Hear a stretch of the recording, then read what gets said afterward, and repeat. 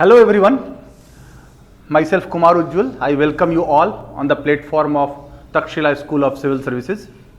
आज हमारे साथ सीसेट के एक स्तंभ, एक मानक डॉक्टर एच.एस. सिद्धू सर हैं, जिनके बारे में सभी लोग जानते हैं, फिर भी जो लोग अभी देख रहे होंगे video, let me tell you that his techniques have been applauded by so many people for so many years, which is already time tested, unique, innovative and out of box. तो मैं ज़्यादा समय न लेते हुए मैं सीधे सिद्धू सर को ही कमान दूंगा, क्योंकि जो हर सेकंड आपका इम्पॉर्टेंट है और वो यूजफुल चीज़ों के लिए होना चाहिए। तो सर मैं आपसे रिक्वेस्ट करूंगा, प्लीज़ सीसेट के बारे में प्रकाश डालें। Thank you sir. CSAT, as you know, this is a qualifying paper. So बहुत सारे स्टूडेंट्स इसको लाइटली ले लेते हैं, बट ये भी एक सच्चाई है कि बहुत सारे स्टूडेंट्स जनरल स्टडीज़ का पेपर क्वालिफाई कर लेते हैं, बट CSAT को क्वालिफाई ना करने की वजह से उनको मेंस में बैठने का मौका नहीं मिलता। So that is why CSAT should be taken very seriously. CSAT के पेपर का जो लेवल है वो डे बाय डे टफ होता जा रहा है। So this is the reason that recently Lok Sabha में एक रिपोर्ट पेश की गई, उसके अंदर ये बोला गया कि इंजीनियर्स हैं जो वो सबसे ज़्यादा सिविल सर्विसेज में आ रहे हैं आज की डेट में। दिस इज़ द रीज़न कि जो आर्ट्स बैकग्राउंड वाले या जो अदर एजुकेशन बैकग्राउंड से बच्चे आते हैं उनको CSAT बहुत टफ लगता है, वो कई बार CSAT को क्वालिफाई ही नहीं कर पाते, एंड इंजीनियरिंग वाले बच्चे हैं जो वो CSAT को क्वालिफाई कर लेते हैं। So this is one of the reasons. So आज हम जैसे कि Takshashila school of civil services में प्रीवियस ईयर क्वेश्चंस की डिस्कशन सीरीज़ हमने स्टार्ट की है। मैं CSAT का 2023 का पेपर है जो प्रिलिमिनरी एग्जामिनेशन का, उसमें से कुछ CSAT के क्वेश्चंस हैं जो मैं डिस्कस करूँगा कि उनका क्या आंसर होगा और कैसे हमने उनको एड्रेस करना था। तो फर्स्ट क्वेश्चन से हम स्टार्ट करते हैं जी। तो फर्स्ट क्वेश्चन है, out of 120 applications for a post 70 are males and 80 have drivers licence. What is the ratio between the minimum to maximum number of males having drivers licence. So हमें पहले तो हमने देखना है हमारे पास इंफॉर्मेशन क्या है, हम उसको डिकोड करते हैं। अगर हम इस इंफॉर्मेशन को डिकोड करते हैं तो पहली बात है कि टोटल हमारे पास 120 एप्लीकेंट्स हैं, एंड ये 120 एप्लीकेंट्स में से इट मीन्स हमारे पास क्या है, 70 मेल्स हैं एंड 50 हमारे पास फीमेल्स होंगी। This is very much clear. And इनमें से जो 80 पर्सन्स हैं उनके पास ड्राइवर्स लाइसेंस है। ऑब्वियसली जो 40 पर्सन्स हैं उनके पास ड्राइवर्स लाइसेंस नहीं होगा। सो ये इंफॉर्मेशन है। इसमें हमने देखना है कि minimum number of males having the driving licence and maximum number of males having the driving licence, उनकी रेशो क्या रहेगी। सो पहले हमें देखना है कि what is the minimum number of males who are having the drivers licence. Minimum number of males में हम ये मान लेते हैं कि लेट सपोज 50 की 50 मेल्स फीमेल्स के पास ड्राइवर्स लाइसेंस है जी।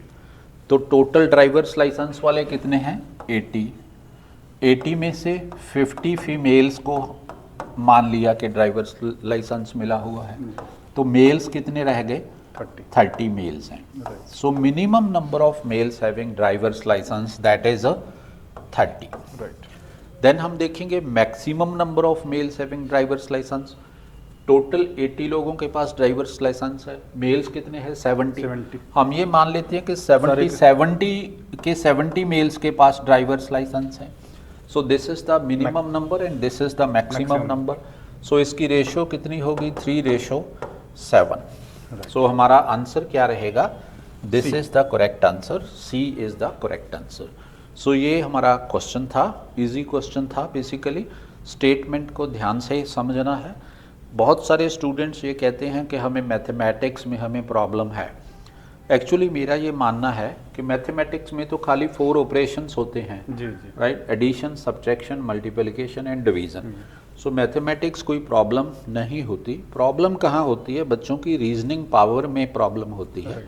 बच्चों की जो यू कैन से बच्चों की प्रॉपर अंडरस्टैंडिंग नहीं होती, वो स्टेटमेंट को ठीक से इंटरप्रेट नहीं करते, उनको ये नहीं पता होता कि स्टेटमेंट को पढ़ के हमें करना क्या है। राइट राइट, तो अगर हम उनको ये बता दें कि ये करना है, तो वो 1 सेकंड में क्वेश्चन निकाल लेते हैं प्लस माइनस करके। जी जी, तो सो दैट इज़ वाई सबसे पहले तो अपने मन में से ये निकाल दो कि मेरा मैथमेटिक्स वीक है। ऐसा नहीं है, मैथमेटिक्स सभी को आता है, प्रॉब्लम कहीं और है और हम अपनी प्रॉब्लम हम कुछ और समझ रहे हैं। सो ये प्रॉब्लम है। सर एक बात और है Yes. कि जैसे बहुत बार स्टूडेंट सोचते हैं कि कोई फार्मूला मिल जाए, पुट एंड गेट वाला फार्मूला। Yes. और आपसे एक बार बात हो रही थी तो आपने बताया था नहीं, अंडरस्टैंडिंग ज़्यादा इंपॉर्टेंट है। Yes. केवल पुट एंड गेट फार्मूला बहुत पुरानी चीज़ होगी। तो आप जो ट्रेडिशनल तरीकों से आप सिविल सर्विसेज एग्जाम क्रैक नहीं कर सकते, सीसेट नहीं कर सकते, जो सर ने बताया कोई भी फार्मूला नहीं लगाया, सिर्फ एक सिंपल अंडरस्टैंडिंग की, और आपको अंडरस्टैंडिंग की ही ज़रूरत है जहाँ तक मेरी समझ। यस, बेसिकली ऐसा है कि क्वेश्चंस की नेचर ऐसी बनती जा रही है, रीजनिंग बेस्ड है, अंडरस्टैंडिंग बेस्ड है, इंटरप्रिटेशन बेस्ड है।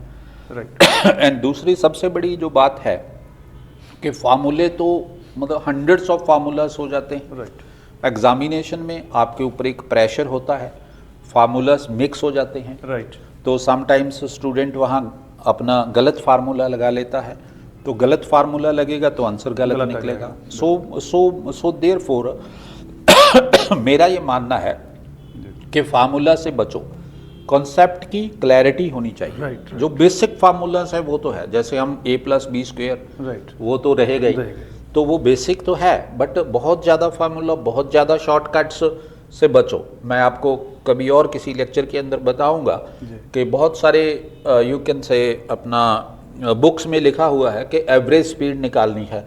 राइट, लेट सपोज हमें 2 डिफरेंट स्पीड्स दी हुई हैं, एक को हम a मान लेते हैं, दूसरे को हम b मान लेते हैं, तो वो कहते हैं AB divided by a+b, sorry 2AB divided by a+b हो जाता है। तो वो बेसिकली तभी एप्लीकेबल है अगर वहाँ पर हमारे पास वैल्यूज़ 2 हैं।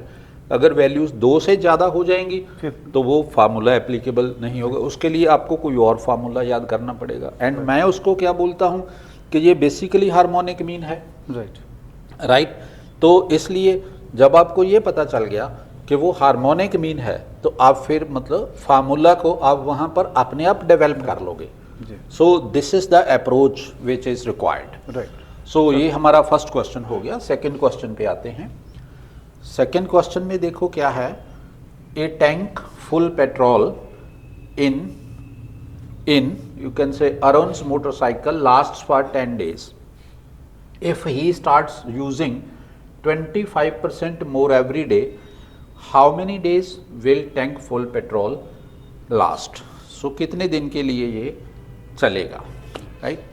सो इसको इस क्वेश्चन को हमने सॉल्व करना है, राइट? लेट सपोज मेरे पास 10 लीटर पेट्रोल है। एक तो इसका वे मैं ये बता देता हूँ, 10 लीटर पेट्रोल है और ये 10 डेज में कंज्यूम हो जाता है एज पर द क्वेश्चन। ये मैंने सपोज कर लिया। इट मीन्स मेरा एक दिन में 1 लीटर पेट्रोल कंज्यूम हो जाता है। अगर मैं कंजम्पशन को 25% इंक्रीज कर देता हूँ तो मेरा एक दिन की पेट्रोल की कंजम्पशन कितनी होगी? 1.25 लीटर्स। राइट, तो मेरे पास टोटल पेट्रोल कितना है? 10 लीटर है। 10 को 1.25 लीटर पे अगर मैं डिवाइड करूंगा तो ये आ जाएगा 8। तो ये 8 डेज के लिए रहेगा सफिशिएंट। एक तो इसका ये वे हो गया। एक मैं दूसरा वे आपको बताता हूँ जो कि बहुत सारी प्लेसेस पे लगेगा, तो मैं इसको इरेज करने लगा हूँ। तो आप एक चीज़ को समझिए, मैं इसको लिखता हूँ इंक्रीज एंड डिक्रीज। राइट, इस चीज़ को आप थोड़ा ध्यान से समझना। सपोज बेसिक वैल्यू है 100, उसके अंदर मैं 20% इंक्रीज कर देता हूँ। 20% मीन्स मैंने कितना इंक्रीज किया? 1/5 इंक्रीज किया। ये वैल्यू कितनी बन गई? 120। इसमें से अगर मैं 20 डिक्रीज करूँगा तो मैं इसी वैल्यू पे आ जाऊँगा। तो मुझे डिक्रीज कितना करना पड़ेगा 1/6। सो इस चीज़ को ध्यान में रखना है, 1/5 increase 1/6 decrease, right, 1/4 increase 1/5 decrease, right. So you can से 2/3 increase and 2/5 decrease, numerator plus denominator हो रहा है, and so on. If the increase is a upon n, then the decrease will be equal to a upon n plus a. Right. So this is one thing, and इसको हम दूसरे तरीके से ले लेते हैं, डिक्रीज एंड इंक्रीज, राइट। अगर वही वैल्यू लेता हूँ, अगर वैल्यू 100 है, 100 में से अगर मैंने 20% डिक्रीज किया, 20% मीन्स मैंने 1/5 डिक्रीज किया, तो कितना रह गया 80। अब मैं 80 में से 80 में 20 ऐड करूंगा, 20 कितना हो गया 1/4 हो गया, right. So 1/5 decrease 1/5 increase, right, 1/6 decrease 1/5 increase, and 2/5 decrease 2/3 increase, right. Means denominator minus numerator हो रहा है, राइट। न्यूमिनेटर सेम रहता है, डिनोमिनेटर आके डिनोमिनेटर माइनस न्यूमिनेटर हो जाता है। अगर ये मैं a अपॉन n लेता हूं तो ये a upon n minus a हो जाता है, राइट। तो अब हम देखते हैं इस क्वेश्चन में क्या है, 25% इंक्रीज, 1/4 इंक्रीज है, राइट। तो डिक्रीज कितना होगा 1/5, 1/5, राइट। तो 10 डेज था, 10 का 1/5 डिक्रीज हो गया, दैट मीन्स 2 डेज डिक्रीज हो गया, राइट। तो 10 minus 2 that is equal to 8 days, so that will last for 8 days. So yes, excellent sir, आपने इसको कई मेथड से बता दिया। एक मेथड नहीं, आपके पास कई मेथड होंगे तो चीज़ें और सरल हो जाएंगी, क्योंकि किस स्टूडेंट को कौन सा मेथड ज़्यादा सूट करेगा यू नेवर नो। हो सकता है आपके जो फ्रेंड हैं उनको दूसरा मेथड, पहला वाला मेथड ज़्यादा समझ में आया हो, ये आपको हो सकता है ये ज़्यादा मेथड ज़्यादा सिंपल लगा। तो सर में यही खासियत है कि एक ही क्वेश्चन को कई मेथड से सॉल्व करके बताते हैं, और ये अपने आप में बहुत बड़ा एसेट होता है किसी भी स्टूडेंट के लिए।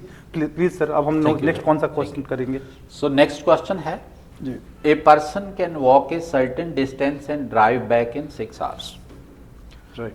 पर्सन एक सर्टेन डिस्टेंस वॉक करता है एंड ड्राइव बैक करता है, ये ड्राइव करता है, राइट। उसको टोटल टाइम कितना लगता है 6 आवर्स लगते हैं आने और जाने, आने और जाने में, right. Right. He can walk both ways in 10 hours. अगर वो बोथ वेज वॉक करता है जी, तो उसको 10 आवर्स लगेंगे, इधर भी वॉक एंड इधर भी वॉक, तो उसको टोटल कितना टाइम लगता है ऑफ कोर्स ज़्यादा लगेगा, 10 आवर्स लगेगा, right. How much time will he take to drive both ways? So पहले हम इसकी मैपिंग कर लेते हैं, जैसे मैंने ये कर लिया, जी, right. Both ways, one option walk and drive, second walk and walk, right. So अगर बोथ वेज वो वॉक करता है तो उसको 10 आवर्स लगते हैं, राइट। तो अगर वो सिर्फ सिंगल वे वॉक करता है तो उसको कितने लगेंगे 5 घंटे, 5 आवर्स लगेंगे, जी, राइट। बिल्कुल। अगर सिंगल वे वॉक करता है एंड दूसरा ड्राइव करता है, जी, टोटल 6 आवर्स लगते हैं, तो 6 आवर्स में से उसने सिंगल वे उसने वॉक किया है, जी, तो 5 आवर्स माइनस कर देते हैं, जी, तो दैट मीन्स उसका ड्राइव उसने कितने घंटे की 1 आवर की, इतना डिस्टेंस कवर करने के लिए। अगर वो बोथ वेज करेगा तो 1 + 1 = 2 hours, right? So the answer will be 1 + 1 = 2 hours. So it will take 2 hours for him to drive both ways. So answer will be A. कितना सिंप्लीफाइड वे में सर ने बता दिया और कितना क्विकली किया। सबसे बड़ी बात है कि exam is all about speed and accuracy. तो सर हम लोग ये Yes. क्वेश्चन भी के अलावा नेक्स्ट क्वेश्चन है, कंसिडर द फॉलोइंग मैट्रिक्स। ये मैट्रिक्स दिया है 3 377 2 224 6 1 730 एंड देन x। इसमें देखो इन्होंने पूछा कि what is the number x in the above matrix. इस मैट्रिक्स में x की जगह पे क्या आएगा Right. हमें ये देखना है।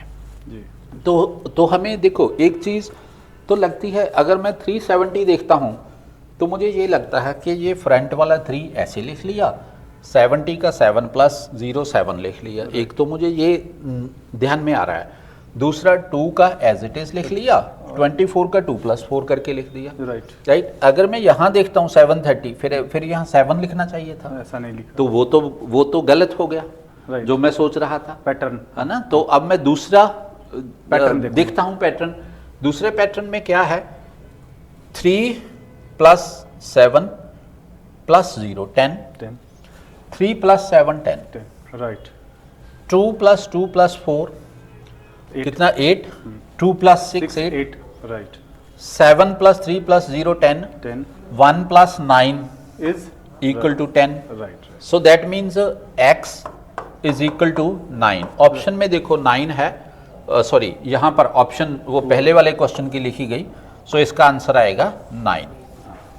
9 is the correct answer, right.